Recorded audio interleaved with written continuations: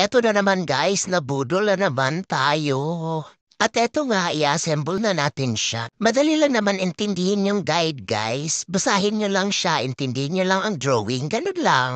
Dalawang paa ang pwede mong pagpilian dito. Yung isa ay yung nakatayo lang. At yung isa naman ay digulong. Nasa sayo na kung ano ang ikakabit mo.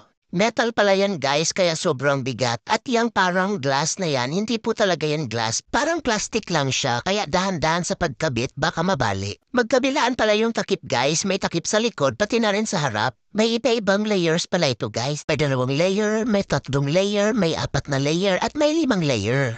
Maliban pa doon ay may lapad din na sukat na pwedeng pagpilian. Itong nabili ko ay 80 centimeters, meron ding 1 meter. 55 centimeters naman yung pinakamaliit. Pwede ka din mamili ng kulay, may black, white, and gray.